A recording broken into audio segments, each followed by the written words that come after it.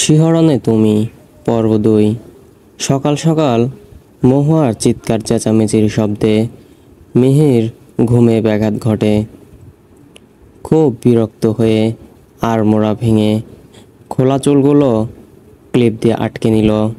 পাশে তাকিয়ে নেহাকে দেখতে না পেয়ে সামান্য চমকে উঠল। পরক্ষণে লম্বা হাম তুলে ধীর পায়ে ওয়াশরুমে চলে গেল। খানিক বাদে রুম থেকে বের হতেই আনিশা ছুটে গেল মিহির পেছনে।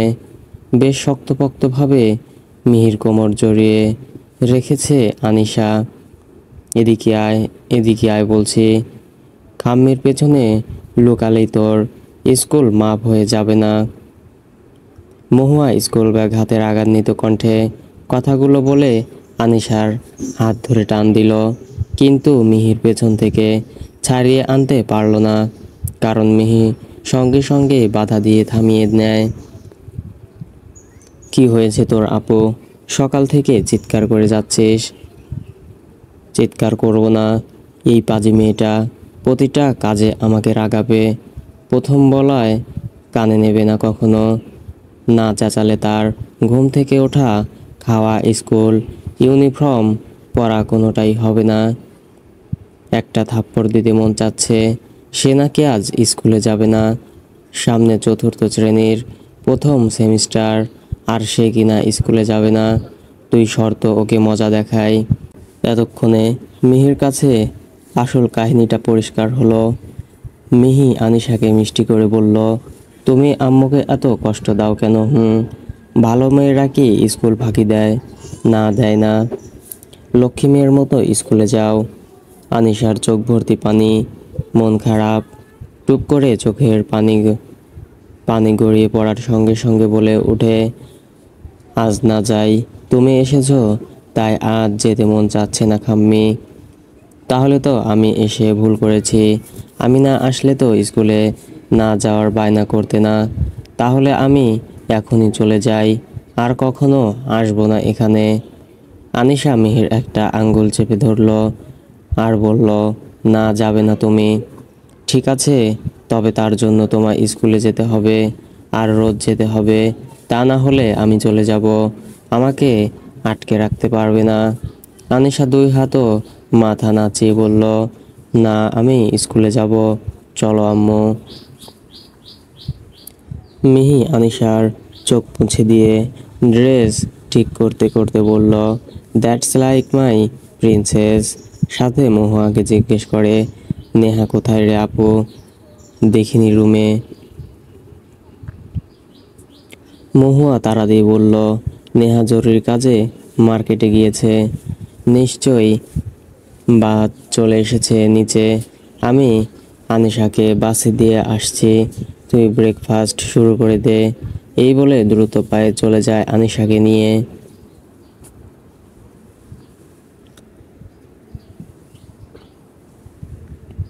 মিহি ড্রয়িং রুমের এক কোণে ঝুলন্ত ঘড়িটার দিকে চোখ রাখলো।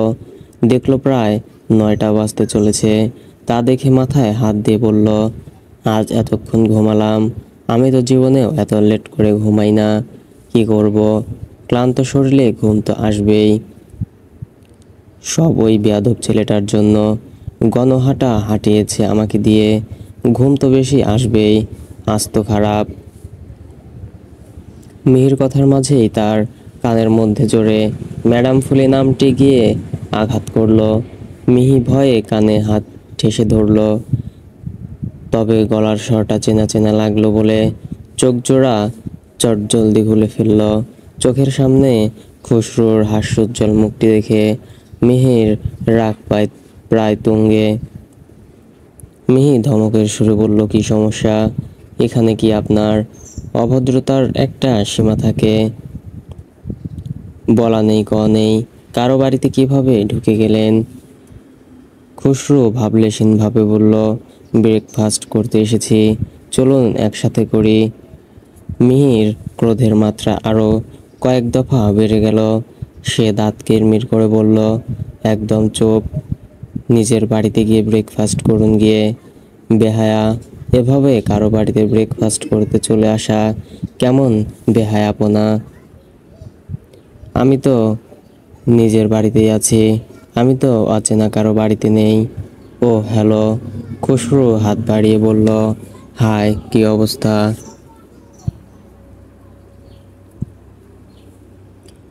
চুপ, একদম চুপ। কিসের কি অবস্থা? আমি আপনার সঙ্গে হাই হ্যালো করার মুডে নেই। নিজ দায়িত্বে বেরিয়ে যান। যাব, তবে ব্রেকফাস্ট করে। ডিসগাস্টিং। একদম রাগাবেন না আমায়। আপনি কি মেশিন যে মন চাইলো হাসালাম বা মন চাইলে রাগালাম? মিহি খসরুর সামনে দাঁড়িয়ে আঙ্গুল জাগিয়ে বলল, যেতে বলেছি না এখান থেকে। খসরু মিহির হাইট মেপে বলল, আপনি তো প্রায় আমার সমান। কত হবেন? 5 ফিট 6 কি 7। একদম মহুয়া ভাবির মতোই লম্বা। বাই দ্য ওয়ে, আমি 5 ফুট 10 ইঞ্চি। দেখুন, আমাকে অধৈর্য করবেন না। আর আমি 5 ফুট 8, বুঝলেন? আন্দাজে বলা ছাড়ুন। আর আপনি কত ফিট তা আমি জানতে চাইনি। ইভেন আপনার কোনো কিছুতেই আমার বিন্দুমাত্র আগ্রহ নেই। এখন কথা কম বলে আমার চোখের সামনে থেকে বিদায় হন। মহুয়া জুতো খুলে মাথার ঘাম মুছতে মুছতে বলল, কিরে খুসরু, এতদিন পর আমাদের বাসায় পা রাখলি এই সময়ে, কারণ কি? খুসরু সামান্য হেসে বলল, অনেক দিন পর আজ তোমাদের ননদ এই সময়ে বাড়িতে নেই, তাই আসলাম, নইলে কি আর আসতাম। মহুয়া খিলখিল করে হাসলো, বলল, তুইও পারিস। নেহা যেন তোর গর্দান নিয়ে নেবে। চল ব্রেকফাস্ট করি সবাই। এটাই তো করতে আসা, কিন্তু তোমার বোন আমাকে সেই থেকেই তাড়িয়ে দিতে ব্যস্ত। তাই? কেন রে মিহি? মিহি চরম পর্যায়ের অবাক হলো, বিস্ময় নিয়ে বলল, কেন আবার জিজ্ঞেস করছিস? ভুলে গেছিস গতকালের ঘটনা? হায় আল্লাহ, তুই ওটা নিয়ে এখনো পড়ে আছিস। ছাড়ো সব, মাফ করে দে বেচারাকে। বেচারা? উনি বেচারা মানে যাচ্ছে তাই? খুসরু টি শার্টের কলার টেনে নমনীয় ভঙ্গিতে বলল, হ্যাঁ, আমি বেচারা, মাসুম, অবুঝ একটা ছেলে। ধুরো, বাদর জানি কোন গাছের। এ নাকি অবুঝ, মাসুম, 1 নম্বরের ধুরন্ধর আপনি। মহুয়া তাড়া দিয়ে বলল, কোনো কথা না, চুপচাপ চলো নাস্তা করি সবাই। মিহি সাপ সাপ বলল, না, আমি এই ছেলেটার সাথে নাস্তা করব না, কখনোই না।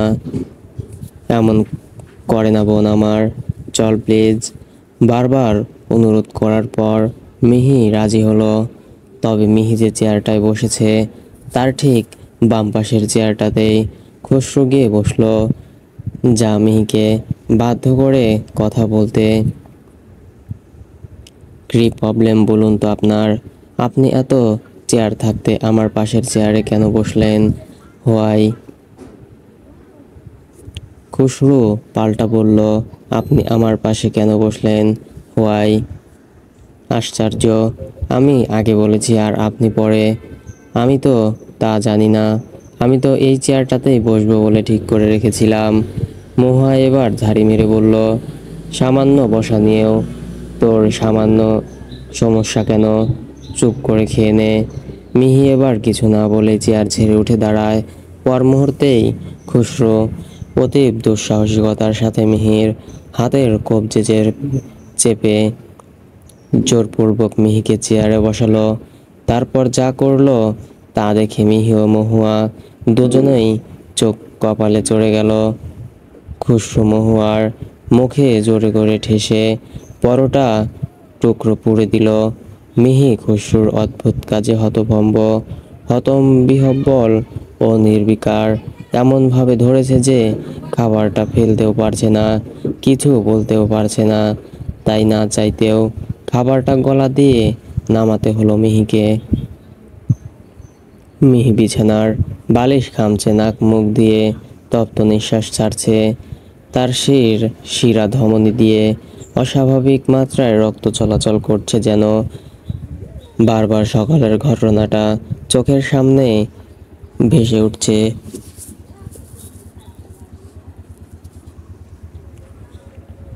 যা মিহির ক্রোধের মাত্রা অতিষ্ঠ জলপ্রপাতের ন্যায় নিরন্তর করে তুলছে। কিছুক্ষণ পর ধ্যানমগ্নতা পালন শেষে মুখ নাড়ল মিহি। এই ছেলেটার কত বড় সাহস, আমার হাত ধরেছে, তাও আবার জোর করে। আবার ঠুসে দিল মুখে। ছাড়বো না একে, আমাকে বিরক্ত করার ফল হারে হারে টের পাবেও। কিছু বলি না বলে পার পেয়ে পাবে না। এবার ওর বাবাকে দিয়ে কাজ হবে না, ওকে উচিত শিক্ষা আমি দেব, অ্যাট এনি কস্ট। নেহা হাতে পেঁয়াজের বাটি নিয়ে দাঁড়িয়ে দাঁড়িয়ে শুনছে মিহির দাঁত কিরমিরের বলা কথা।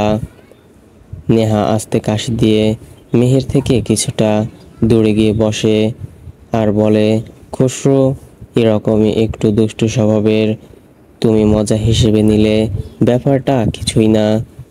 মিহি গুরুতরভাবে অবাক না হয়ে পারল না। মজা করে নেব, আমি যাচ্ছে তাই, যে আমার সাথে যাই হয়ে যাক তা মজা হিসেবে নেব, চাইলেই নেওয়া যায়। তোমার তো ভাগ্যটাই ভালো, আমরাই বরং হিংসা করার কথা, কিন্তু আমি তো তেমন কিছুই করছি না, কারণ আমি জানি খুসরো একটু দুষ্টু। মিহিনিয়ার কথার আগামাথা বুঝেই কিছুই বুঝে উঠল না, তাই নেহার দিকে প্রশ্ন ছুড়ল, ওয়েট, হিংসা ক্রোধ থেকে এলো এখানে? নেহা বোকার মতো খানিকক্ষণ হাসল, তবে নিঃশব্দে। লজ্জা পেলে মেয়েরা যেভাবে হাসে ঠিক তেমনটাই মনে হলো মিহির কাছে। মিহির কাছে নেহাকে বেশ অদ্ভুত লাগে মাঝে মধ্যে। এর কারণ নেহার অস্বাভাবিক কিছু আচরণ। মিহি সর্বদাই সোজাসাপটা কথা বলতে পছন্দ করে। ঠিক এই জন্যই অন্য স্বভাবের মানুষদের বুঝতে বা তাদের সাথে মিশতে তার বেশ অসুবিধে হয়। মিহি মুখে বিরক্তি এঁটে ধমকের সুরে জিজ্ঞেস করে, তুমি কি সুস্থ মানুষ? আমি কি এমন কিছু জিজ্ঞেস করেছি যার রিয়াক্ট তুমি এমন অদ্ভুতভাবে দিলে? উফ, তুমি এত রেগে যাও কেন বলো তো? একটু সময় তো দিবে নাকি? দেখছো না আমি লজ্জা পাচ্ছি? না, আমার তো চোখ নেই, তাহলে দেখবো কি করে? তুমি যে এত হাবলা প্রকৃতির মেয়ে তা আজ জানলাম। লজ্জা পাবার যথেষ্ট কারণ থাকে, তবে তুমি তো অকারণেই লজ্জা পাচ্ছ, দেখে আশ্চর্য হলাম। নেহা ভ্যাবলার মতো ড্যাব ড্যাব করে চেয়ে রইল মিহির দিকে। তা দেখে মিহি কটমট করে জিজ্ঞেস করে, বলবে নাকি উঠে যাব আমি? নেহা কিছুটা ইতস্তত বোধ করলো, তার উপর ভয় পাচ্ছে মিহিকে। মনে মনে বলছে, কেমন প্রিন্সিপাল টাইপ মেয়ের পাল্লায় পড়ছে সে। তবে ধমকা ধামকি সহ্য করার চেয়ে বলে দেওয়াই শ্রেয়। এই ভেবে নেহা চটজলদি বলল, আসলে খুসরোকে আমার খুব পছন্দ। মিহি এমন উত্তর আশা করেনি নেহার থেকে, তবে উত্তর যখন পেয়েছে কিছু তো একটা বলতে হবে। মিহি বলল, ওয়ান্ডারফুল। বুঝলাম, সুখে থাকতে ভূতে খিলিয়েছে তোমাকে। ধুরুমে, দুনিয়াতে ভালো ছেলের অভাব নাকি সরকারি চাকরির মতো? কেন, খুসরো তো ভালোই, তা জানি না, কিন্তু তোমার সাথে ভালো যাবে। তাছাড়া আমি বিপদগামী পথভ্রষ্ট মানুষদের সঠিক পথ দেখাতে পছন্দ করি। তাই বলছি, তুমি যে অমন একটা ছেলের পাল্লায় পড়ো না। আই রিকোয়েস্ট ইউ, সেটা আমার উপর ছেড়ে দাও, আমি যথেষ্ট ম্যাচিউরড। মিহি করুণ চোখে বার দুই নেহার মুখপানে চেয়ে হাই তুলে বলল, আজকাল বুদ্ধিমতী মেয়ের খুব অভাব। চারিদিকে ছড়িয়ে ছিটিয়ে আছে অসংখ্য নির্বোধের কারখানা, সেখান থেকে উৎপন্ন হচ্ছে হাজারো অকর্মার ঢেঁকি। নেহা বুঝলেও মিহির উক্তির তোয়াক্কা করল না, বরং বিষয়টা মজার ছলে নিল। নেহা বলল, সময় আসলে দেখব তুমি কেমন কর্মঠ আর নিজের জন্য কেমন কর্মার ঢেকি খুঁজে পাও, সেটাও দেখার অপেক্ষায় থাকলাম।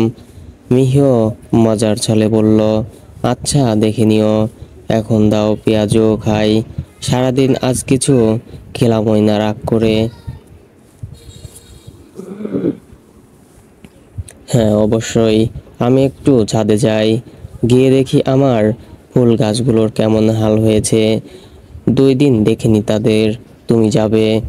মিহি পরম আয়েশি পেঁয়াজও খেয়ে খেতে খেতে বলল, যাব পরে এক সময়, তুমি যাও, আর ঠিক মতো পানি দিও, যত্ন নিও গাছের, নইলে মরে যেতে পারে।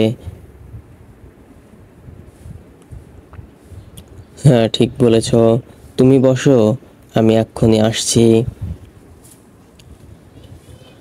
নেহা চলে গেলে মিহি পায়ের ওপর পা তুলে কিছুটা তাচ্ছিল্য করে বলল, এই মেয়ের ভবিষ্যৎ অন্ধকার, এমন বেয়াদব ছেলের পাল্লায় কেউ পড়ে, তাও আবার জেনে শুনে।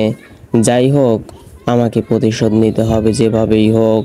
আজ যা করলো আমার সাথে, এর জন্য ওকে কঠিনতম নাকানি চুবানি খাইয়ে ছাড়বো, কিন্তু কিভাবে? মিহি মিনিট পাঁচেক ভাবার পর ঠোঁটের আলিজে বিস্তৃত হাসি ফোটালো। তারপর দরজার দিকে তাকিয়ে দেখলো কেউ আছে কিনা। সন্দেহজনক কিছু দেখতে পেল না মিহি। এরপর ফোনে কারো সাথে কথা বলে রুম থেকে বেরিয়ে পড়ে। বাড়ির মেইন গেটের সামনে একটা সাদা রঙের জিপ দাঁড়িয়ে আছে। মিহি গাড়ির ড্রাইভারের থেকে র্যাপিং করা গিফটের বক্স হাতে নিয়ে তাকে বিদায় জানালো। পুনরায় বাড়ির ভেতর ঢুকবে কি? রিহান সামনে আসে। রিহান প্রথমেই প্রশ্ন ছুড়ল, কেমন আছেন আপু?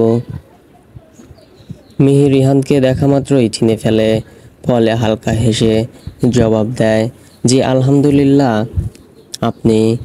জি আমিও আলহামদুলিল্লাহ ভালো আছি, তবে আপনি এই সময়ে বাহিরে কেন? গাড়িতে করে কেউ কি এসেছিল? মিহি প্রথমে ভেবেছিল রেহানের প্রশ্নের উত্তর দেবে না, কিন্তু আচমকাই সে তার মত পাল্টে ফেলে আর বলে, আমাদের বাড়ির ড্রাইভার ছিল, এই গিফটটা আনতে বলেছিলাম, দিয়ে গেল।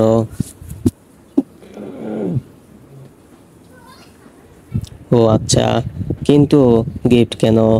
মানে কারো তো বার্থডে বলে মনে হচ্ছে না, কার জন্য নিচ্ছেন আপু? মিহির এবার প্রচুর রাগ হলো। অতিরিক্ত প্রশ্নের উত্তর দেওয়া কিংবা কৈফিয়ত দেওয়া তার সবচেয়ে অপছন্দ কাজের মধ্যে একটি। তবে মিহি রাগ চেপে পাল্টা প্রশ্ন করে বসে, আপনি এখানে কি করছেন তাই বলুন। রিহান কোনো প্রকার দ্বিধা ছাড়াই বলল, আমি তো খুসরুর কাছেই যাচ্ছিলাম, আপনাকে দেখলাম বলে দাঁড়িয়ে গেলাম, বলেই 32টা দাঁত দেখিয়ে হাসলো। মিহি যেন আনন্দে আপ্লুত, উত্তেজিত হয়ে বলল, তাহলে তো ভালোই হলো, আপনি এই গিফটটা তাকে দিয়ে দিয়েন কষ্ট করে। রিহান মাথা চুলকে বিস্মিত চাহনি নিয়ে বলল, আপনি খুসরুকে গিফট দিচ্ছেন মানে বুঝলাম না কিছুই। ধুরু, আমি কেন দিতে যাব? নেহা দিয়েছে, আমি শুধু গিফট আনতে হেল্প করেছি কেবল। নিমিষে রিহানের মুখে গম্ভীরতা ভর করে। কালো মেঘ যেন রিহানকে গ্রাস করেছে। তবুও রিহান হাত বাড়িয়ে গিফটটা হাতে তুলে নিল। মিহি ছোট করে একটা থ্যাঙ্কস জানিয়ে ভেতরে ঢুকে গেলে রিহান টেনে টুনে র্যাপিং খুলে ফেলল। বক্সের ঢাকনা সরাতেই ছোট্ট একটা বুকে দেখতে পায়। গোলাপ ফুলের বুকে, লাল গোলাপগুলো তাজা সতেজ। রিহান মুখ পেঁচার মতো করে বলল, আমাকে কি চোখে পড়ে না তোমার? আমি দেব না খুসরুকে এই ফুল, নিজের কাছেই রাখবো। এই বলে গোলাপ ফুলের ভেতরে নাক ডুবিয়ে সুবাস নিল মন ভরে। এটাই যেন রিহানের জন্য বিপদ ডেকে আনলো। রিহান কিছু সময়ের ব্যবধানে সারা শরীরে চুলকানি অনুভব করলো, যার মাত্রা ধীরে ধীরে বাড়তেই থাকলো। রেহান শরীরের চুলকে পেরে উঠছে না, কখনো এখানে তো কখনো সেখানে, একাধারে চুলকেই যাচ্ছে। এক পর্যায়ে সর্বশরীর চুলকাতে শুরু করলো তার। সে কোনো মতে খুশরুদের বাসার গেট পর্যন্ত পৌঁছে গেল। এত চুলকানির পরেও রেহান ফুলের বুকেটা হাত থেকে একেবারের জন্য আগলা করেনি, কারণ আকম্বিক চুলকানির কারণ সম্পর্কে এখনো পর্যন্ত সে অজ্ঞাত। বুঝতে পারলে আগেই ফেলে দিত বুকেটা। কলিং বেল বেজে ওঠায় ডলি গিয়ে দরজা খুলে রিহানকে দেখেই মিষ্টি করে হেসে বলল, রিহান ভাইয়া যে। ভাইয়া ওর রুমে আ। ডলি তার পুরো কথা শেষ করার আগেই রেহান ডলের পাশ কেটে ভেতরে চলে যায়। রেহানের অদ্ভুত আচরণ ডলির মনে সন্দেহের সৃষ্টি করে। কৌতূহল কাটাতে সেও গেল রেহানের পেছন পেছন। রেহান খুশরুর রুমে গিয়ে ভেতর থেকে দরজা লাগিয়ে বাবা গো মা গো বলে চুলকাতে থাকে। খুশরু বিছানায় শটান হয়ে শুয়েছিল। আচমকাই রিহানকে দেখে ভূত দেখার মতো চমকে উঠল, সাথে ব্যস্ত হয়ে জিজ্ঞেস করলো, কি হয়েছে তোর? এমন বাদরের মতো লাফালাফি করছিস কেন? রিহান ওই অবস্থায় বলতে থাকে, চুলকানি ভাই চুলকানি, চুলকানি ভাই চুলকানি, এখানেও হয় ওখানেও হয়। খুশরু রিহানের দিকে এগিয়ে আসছিল, কিন্তু চুলকানির কথা শুনে পুনরায় পিছিয়ে আসলো। চুলকানি? চুলকানি নিয়ে তুই আমার বাসায় কেন এলি? তাড়াতাড়ি বের হয় এখান থেকে। আরে হঠাৎ করে শুরু হয়ে গেল কেন জানি, আমার তো অ্যালার্জিও নেই। এমন কেন হচ্ছে বুঝতে পারছি না মামা। মানে তুই কি এমন করেছিস যার জন্য এমন পরিস্থিতিতে পড়েছিস? কিছুই না মামা, আমাকে বাঁচা, নইলে আমি আর সশরীরে দাঁড়িয়ে থাকতে পারবো না। খুশরু কি করবে বুঝতে পারছে না। তবে রিহানের হাতের বুকেটার দিকে চোখ পড়তেই খুশরু আগ্রহ নিয়ে বলল, হাতে ফুল কেন তোর? কার জন্য এনেছিস? রিহানের নাক মুখ ফুলে কলা গাছ হয়ে গিয়েছে, সাথে লালও। সে হাঁপাতে হাঁপাতে বলল, এটা মহাভাবীর বোন আমাকে দিয়েছে। নিমিষেই খুশরুর চাহনিতে বিস্ময় ভর করলো যেন। ম্যাডাম ফুলি তোকে কেন ফুল দেবে?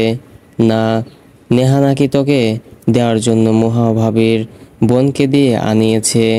তোর কাছেই আসছিলাম বলে আমার হাতে দিল, যেন তোর কাছে পৌঁছে দেই। কিন্তু তুই তো জানিস নেহাকে আমি কতটা ভালোবাসি, তাই আমি খুলে দেখেছিলাম কি আছে বক্সের মধ্যে। খুশরু সঙ্গে সঙ্গে কপাল চাপড়ে বলল, দেশি ছাগল, এটা নেহা নয়, ম্যাডাম ফুলই দিয়েছে। আর এই ফুলের মধ্যেই চুলকানিযুক্ত কিছু মেশানো আছে। জলদি এটা জানালা দিয়ে ফেলে দে। রিহান কিঞ্চিত চিৎকার দিয়ে বুকেটা ফ্লোরে ফেলে দিল আর বলল, আমি এটা আগে কেন বুঝলাম না মামা। যেচে নিজের পা কুড়ালের উপর মারলাম। এখন আমার কি হবে মামা? তোর বুদ্ধি কি লোপ পেয়েছে? তুই এই চুলকানিযুক্ত ফুল মেঝেতে কেন ফেললি? এখন এটা তুলবে কে?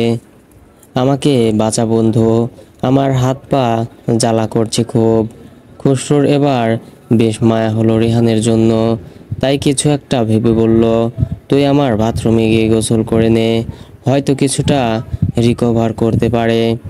রিহানা আর এক মুহূর্ত না দাঁড়িয়ে সোজা খুশরুর বাথরুমে চলে যায়। আর খুশরু বুকেটার দিকে কিছুক্ষণ তাকিয়ে থেকে রুমাল দিয়ে খুব সতর্কতার সাথে বুকেটা পেঁচিয়ে বেরিয়ে পড়ে। খুশরুকে হনহনিয়ে চলে যেতে দেখে ডলির সসন্দেহের মাত্রা আরও 10 গুণে বেড়ে গেল। সে খুশরুকে ডাক দিতে গিয়েও কি ভেবে দিল না, বরং তার মাকে ডাকলো শব্দ করে। খুশরু ঘন ঘন মহুয়াদের বাড়ির বেল বাজাতে থাকে। নেহা গিয়ে দরজা খুলতেই খুসরোকে দেখলো। দেখার সাথেই প্রচণ্ডভাবে খুশি হলো। সে আড়ষ্ট গলায় নতজানু হয়ে বলল, তুমি এসেছো, ভেতরে এসো। খুসরোর চোখে মুখে রাগ যেন উপচে পড়ছে। খুসরো দরজায় দাঁড়িয়েই কাঠ গলায় বলল, ম্যাডাম ফুলি কি করেছে? ওনাকে একটু ডাক দাও গিয়ে। ম্যাডাম ফুলিটা আবার কে? আর এই বুকে কার জন্য? নিশ্চয়ই আমার জন্য। এই বলে এক থাবায় খুসরোর হাত থেকে ফুলের বুপিটা নিয়ে নিজ আয়ত্তে নিয়ে নেয়। খুসরো কিছু বলবে তার আগেই নেহা ফুলের গন্ধ নিল আর বলল, রুমাল দিয়ে পেঁচিয়ে রেখেছো কেন? আমার ফুল খুব পছন্দ, তাই তো ছাদ ভর্তি ফুল গাছ লাগিয়েছি। হাতচো পরাপর এক নাগাড়ে 4-5টা হাতচি দিয়ে ফেলল নেহা। ধীরে ধীরে নেহার মুখ, গলা, ঘাড়ে চুলকানি শুরু হলো পর্যায়ক্রমে পুরো শরীরে। সেখানে আর দাঁড়িয়ে থাকা নেহার পক্ষে সম্ভব হলো না। কিছু না বলে দৌড়ে পালালো সে। আর খুসরো করুণ চোখে মাথায় হাত ঠেকিয়ে বলল, এই মেয়েটা এত চঞ্চল কেন? আমাকে কিছু বলতেই দিল না। অতিরিক্ত লাফালাফি বিপদের লক্ষণ। ভালোই হয়েছে, এবার তুমিও রিহানের মতো বলো, চুলকানি ভাই চুলকানি, চুলকানি ভাই চুলকানি। এখানেও হয়, ওখানেও হয়।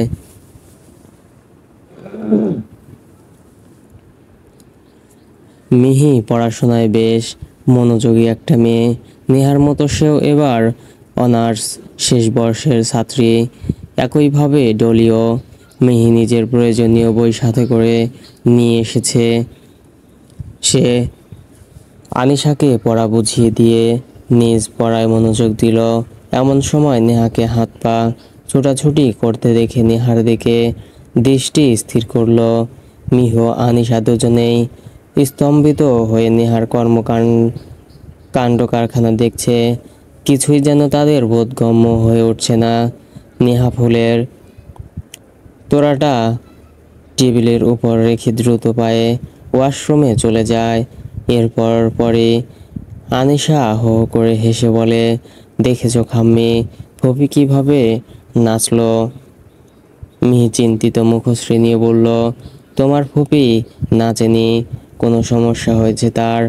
দাঁড়াও, সে বের হোক, তারপর জানা যাবে। কিন্তু হঠাৎ কি হলো তার? একটু আগে তো ভালোই দেখেছিলাম। নিজে সব কাণ্ড বাঁধিয়ে নিজেই না জানার ভান করছেন। বাহ, ভালো তো। খুসরোকে সুস্থ দেখে মিহির মাথায় বিস্ময়কর বাজ ভেঙে পড়ে। খুসরো কোনো প্রকার দ্বিধা ছাড়াই মিহির চাহনির কারণটা ভালো করে বুঝে ফেলল। সে 2 কদম এগিয়ে গিয়ে আবারও বলল, আমাকে এভাবে আশা করেননি তাই না ম্যাডাম ফুলি? ভাবছেন আমার বদলে নেহা কেন চুলকানি রোগে ভুগছে? মিহি মুখের বিস্মিত ভাব কাটিয়ে দৃঢ়ভাবে বলল, ধুরো, কি যাতা বলছেন? আর আপনি আবারও কেন এসেছেন এখানে? আপনাকে না বলেছি আমার সামনে না আসার জন্য? খুসরো এবার ইচ্ছে করে মিহির বেশ কাছে চলে গেল। বলল, কি করবেন কাছে আসলে? এবার থেকে বেশি বেশি আপনার আশেপাশে ঘুরঘুর করব। আমিও দেখব আপনি কিভাবে আটকান আমাকে। আর আপনি যেটা করলেন এটাকে কিন্তু সাধারণ অন্যায় বলে না। আপনি জানেন না চুলকানি একটা মারাত্মক রোগ? নিশ্চয়ই জানেন। তবে আপনার উপর এই চুলকানিযুক্ত ফুল না পড়লে বুঝবেন না চুলকানির দৌড় কত দূর।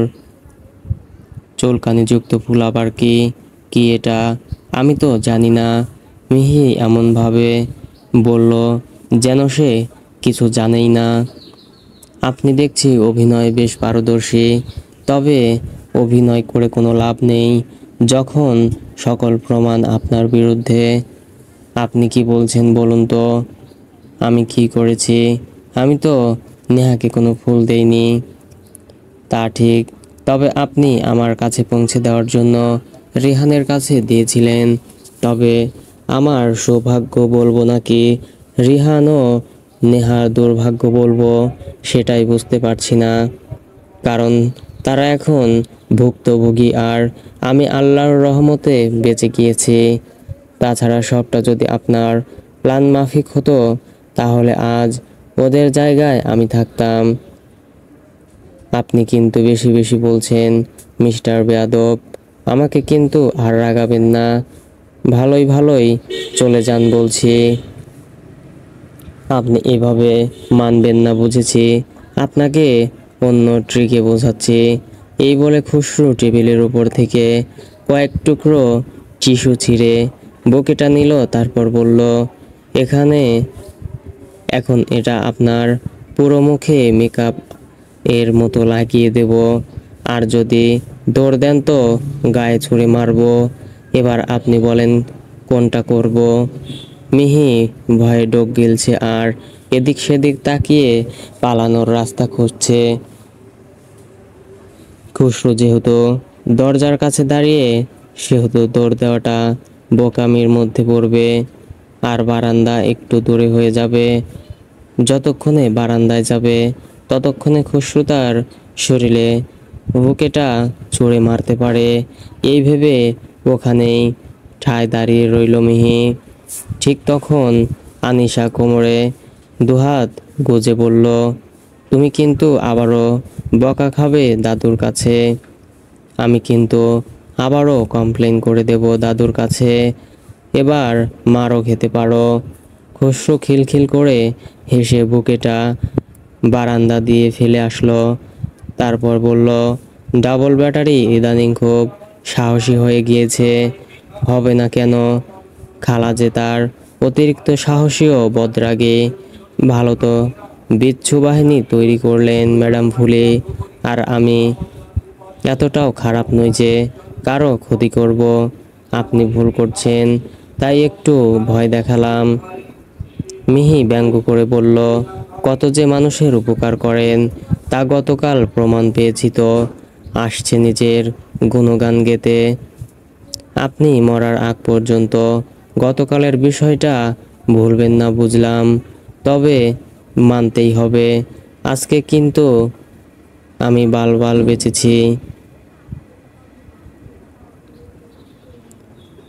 মিহি মুহূর্তেই নাক মুখ গুছিয়ে নিয়ে বলল, অসভ্য কোথাকার, লাগামহীন বেলে লাপ্পানা অন্য কোথায় গিয়ে করুন। এটা একটা বাচ্চার সামনে গালি দিচ্ছেন। যাচ্ছে তাই একটা লোক। খুসরু বেকুবের মতো চেয়ে বলল, আমি গালি কখন দিলাম? বাল মানে চুল। আমি চুল বাঁচলাম। হিন্দি ভার্সন জানেন না নাকি? আপনি এক্ষুনি চলে যান। আমি জাস্ট নিতে পারছি না আপনাকে। আচ্ছা যাচ্ছি। তবে আপনার রাগী চেহারাটা খুব ভালো লেগে গেছে। আপনার কাছে অনুরোধ, যতদিন এখানে থাকবেন আপনি কিন্তু এভাবেই রেগে থাকবেন। আর আপনাকে রাগিয়ে রাখার দায়িত্ব একান্তই নিজের ঘাড়ে নিলাম। চুপ বেয়াদব, অসভ্য। যাচ্ছে তাই। বেলা ৩টা। গত 2 দিনের তুলনায় আজ পরিবেশ বেশ ঠান্ডা শীতল। রোদ ওঠেনি তেমন নয়, তবে 12টার দিকে সূর্য কালো ঘন মেঘের আড়ালে লুকিয়ে যায়, যা কিছু সময়ের ব্যবধানে বৃষ্টি বয়ে আনে। 2টো অবধি থেমে থেমে বৃষ্টির ধারা অব্যাহত থাকে। এ যেন বর্ষাকাল নামার পূর্বের বৃষ্টি। এখন আকাশ পরিষ্কার, ঝলমলে সাদা মেঘে আচ্ছন্ন, সেই সাথে সামান্য রোদের ঝিলিক। মিহির বৃষ্টি মোটেও পছন্দ না। বৃষ্টি মানেই তার মন খারাপের দিন। অন্যদের মন খারাপের যথেষ্ট কারণ থাকে, আর মিহির মন খারাপ হয়ে আসে বৃষ্টি দেখলেই। মিহি কোলে বালিশ নিয়ে হাত ভাঁজ করে থুতনির সাথে ঠেকিয়ে রেখেছে।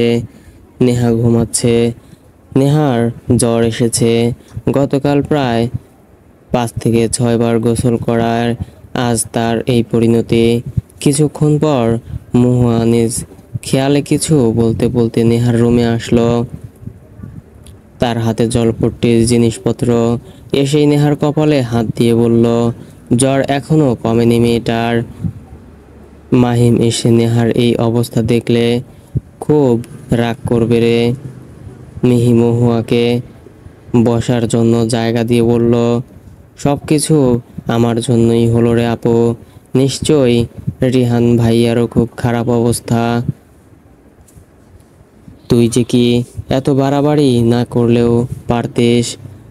প্রতিশোধ নিতেই হবে, এর তো কোনো মানে নেই। একটু নিজের রাগকে কন্ট্রোল করতে শেখ।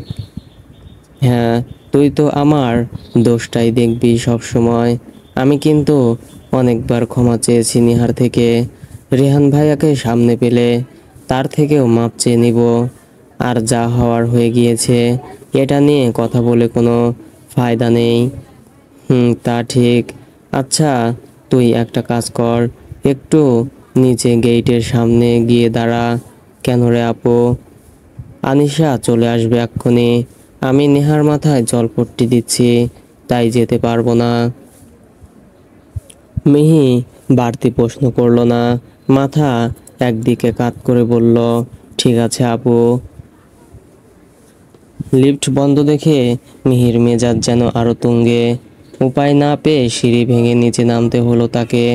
গেট দিয়ে বের হয়ে ঠিক সেই সময় খসরুর সাথে বড়সড় একটা ধাক্কা খেলো। মাথায় সামান্য চোট পেয়েছে মিহি। মাথা ঘষতে ঘষতে ব্যথাতুর কণ্ঠে কিঞ্চিত ঝাড়ি মেরে বলল, দেখে হাঁটতে পারেন না, দিলেন তো মাথা ফাটিয়ে।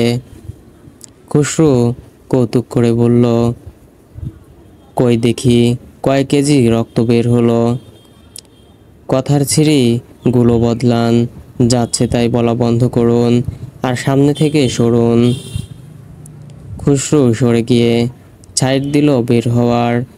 মিহি গেটের বাইরে গিয়ে হনহনিয়ে হাঁটা ধরে রাস্তার এক পাশে গিয়ে মাহির কাছে।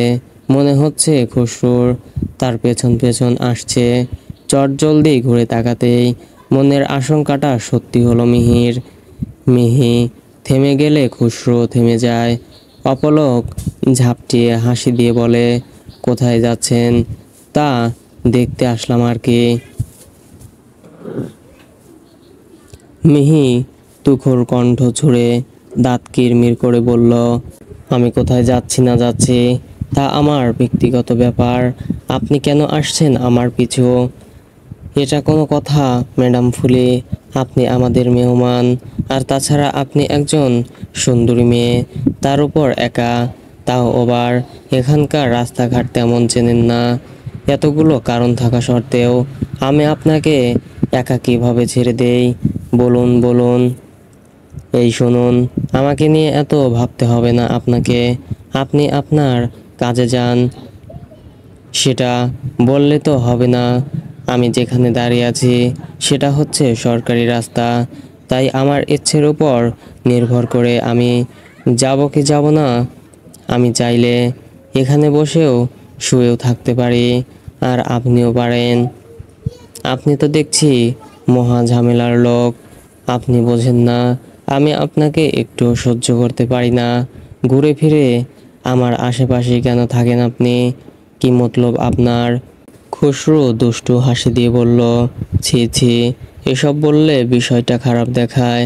আমি তো মেহমানের সেবা করছি কেবল, মানে চেষ্টা করি সেবা করার। আপনি এখানে মতলব কেন খুঁজছেন ম্যাডাম ফুলি?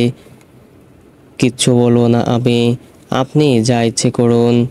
এই বলে ওইখানেই দাঁড়িয়ে রইল মিহি। খসরু কোনো প্রশ্ন না করে দাঁড়িয়ে দেখছে মিহি কি করে। কিছুক্ষণ পর একটা বাদামি রঙের কুকুর খসরুকে দেখে দৌড়ে আসে। খসরু কুকুরটার মাথায় হাত বোলাতে বোলাতে বলে, কেমন আছিস ডাইনোসর? আজ সকালে কোথায় ছিলি? মিহি চোখ বাঁকিয়ে খসরু আর কুকুরটার দিকে তাকালো, আর ফিসফিস করে বলল, কুকুরটার নাম নাকি ডাইনোসর? এই ছেলেটা পারেও। এই আনিশার বাস এখনো আসছে না কেন? এই ছেলেকে দিয়ে কোনো বিশ্বাস নেই আমার। খসরু কুকুরটার সাথে ভাব বিনিময় শেষ করে মিহির দিকে হাত বাড়িয়ে বলে, ম্যাডাম ফুলিকে হ্যালো বলো তো ডাইনোসর। কথা মতো কুকুরটি মিহির কাছে গিয়ে ঘেউ ঘেউ করা শুরু করে দেয়। মিহি ভেবেছে ওকে কামড়ে দেওয়ার জন্য কুকুরটি এগিয়ে এসেছে, তাই নাক মুখ বুজে সামনের রাস্তা ধরে নিজেকে বাঁচাতে দিল দৌড়। মিহির পেছনে কুকুরটাও ছুটছে, আর কুকুরটাকে থামাতে খুশরুও দৌড়ানোর এক পর্যায়ে মিহির পা মচকে যায় আর গিয়ে পড়ে রাস্তার পাশে বড় এক গর্তের ভেতর। মিহির সম্পূর্ণ শরীর কাদাযুক্ত ময়লা পানিতে চুবানি খেল। খুশরু দ্রুত গিয়ে কুকুরটাকে থামিয়ে ভয়ার্ত চোখে মিহির দিকে তাকালো। মিহির চুল দিয়ে মুখ ঢেকে আছে। মিহি মুখের চুল সরিয়ে উচ্চ গলায় খুশরুর বলে চিৎকার করে উঠল, দরকারি কাগজের ফাইল খুঁজে না পেয়ে কপালে ভাঁজ পড়ে এরশাদ চৌধুরীর। তিনি ব্যর্থ হয়ে তার স্ত্রী শিখা চৌধুরীকে কঠোর গলায় ডাকলেন, এদিকে এসে আমার ফাইলটা খুঁজে দাও তো শিখা। শিখা এক ডাকেই সব কাজ ফেলে ছুটে এলেন। এরশাদ চৌধুরী প্রচণ্ড রাগী স্বভাবের একজন ব্যক্তি, সাথে নিয়মাবর্তীও। তিনি সময়ের কাজ সময়ের মধ্যে করতেই স্বাচ্ছন্দ্য বোধ করেন। শিখা বললেন, কোন ফাইল খুঁজে পাচ্ছ না তুমি? পরশু যেই ফাইলটা তুলে রাখতে বলেছিলাম সেটা। শিখা মুহূর্তে একটা ফাইল বের করে এরশাদের হাতে দিয়ে বললেন, এই যে তোমার সামনেই তো ছিল। ছোট একটা বিষয় নিয়ে তোমার এত আতঙ্ক? এরশাদ ফাইলটা চেক করে বলল, এটাই। তুমি রেখেছো তাই চট করে পেয়ে গেলে। কারো হাতের জিনিস অন্য কেউ কি সহজে পায়? তা ঠিক। তো আজ আর অফিসে যাবে না? মানে বিকেল হয়ে এলো যে, তাই জিজ্ঞেস করলাম। যাব, তবে সন্ধ্যার পর। তুষার কলেজ থেকে এসেছে। অনেকক্ষণ আগেই খেয়ে ঘুমিয়ে পড়েছে তোমার ছেলে। ভালো। আর মিহির সাথে কথা হয়েছিল কি তোমার? সে কবে আসবে? মাত্র 2 দিন হলো। মহুয়ার শ্বশুর বাড়ি গেল মেয়েটা। তাছাড়া আমাদের মেয়েটা তো কোথাও যায় না। তুমি কি কোথাও যেতে দাও? ছুটি যখন পেয়েছে একটু বেড়াক বোনের বাড়ি। তুমি বেশি বলো না। সুযোগ পেলে ছেলে মেয়েরা খারাপ হয়ে যায়, উচ্ছন্নয় চলে যায়। আজকে ধরে রেখেছো মিহিকে। উচ্ছন্নে যাওয়ার মেয়ে সে না। তুমি এসব ছেড়ে মাথা ঠান্ডা করে বসো তো 1 মিনিট 2 মিনিট। স্বস্তির শ্বাস ফেলেছো কখনো? আমি তো দেখিনি ফেলতে, শুধু কাজ আর কাজ। এরশাদ গম্ভীর মুখে হাসি ফুটিয়ে বললেন, আচ্ছা বসলাম আমি। তুমি একটু চা করে আনো, তাহলে যদি একটু মাথা ঠান্ডা হয়। হ্যাঁ, তাই তো করছিলাম আমি, তুমি ডাকলে তাই ফেলেই চলে আসলাম। নিয়ে আসছি, দাঁড়াও। সো ফ্রেন্ডস, ভুল ত্রুটি হলে ক্ষমার দৃষ্টিতে দেখবেন এবং নিত্য নতুন গল্প দেখতে চাইলে চ্যানেলটি সাবস্ক্রাইব করে পাশেই থাকবেন। এতক্ষণ সাথে থাকার জন্য ধন্যবাদ সবাইকে।